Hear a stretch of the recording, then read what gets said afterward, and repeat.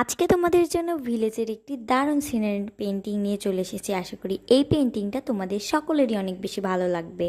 পেন্টিংয়ের শুরুটা আমি কোন দিক থেকে করব এইটা ভেবে আমি অনেক বেশি কনফিউজ হয়ে গেছিলাম, কারণ ওপর থেকে শুরু করব নাকি নিচ থেকে।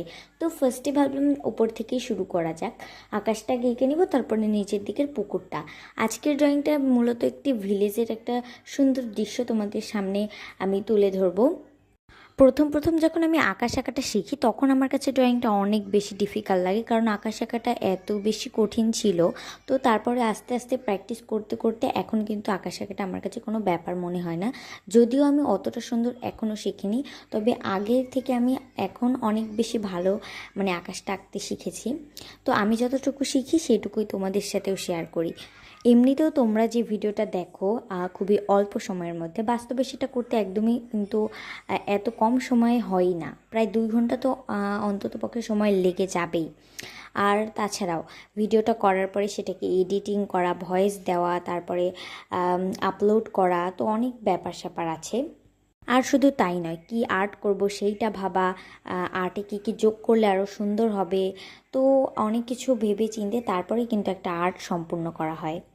তোমরা যারা মনে করো আর্ট কোনো ব্যাপারই না, তো তাদের উদ্দেশ্যে বলি, আর্ট সহজ জিনিসও নয় আবার কঠিন জিনিসও নয়, এটা খুবই ইজি একটা ব্যাপার। যারা প্র্যাকটিস করবে তাদের কাছে সহজ মনে হবে, আর যারা প্র্যাকটিস করবে না তাদের কাছে কঠিন মনে হবে। তো প্র্যাকটিস করতে করতে আস্তে আস্তে তোমরা তোমার এই ড্রয়িং সম্পর্কে আরও আইডিয়া হবে।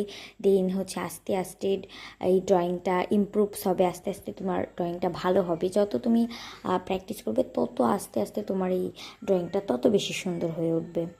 তবে যাই হোক, এখন তোমরা বলো আমার এই আজকের আর্টটা কেমন হয়েছে, এই ভিলেজের এই বিউটিফুল লুকটা তোমাদের কাছে কেমন লেগেছে। আর এই রকম ভিলেজের আর্টটা তোমরা কিন্তু তোমাদের স্কুলেও সুন্দর করে উপস্থাপন করতে পারবে, এবং আই হোপ তোমরা ফার্স্ট তো হবেই।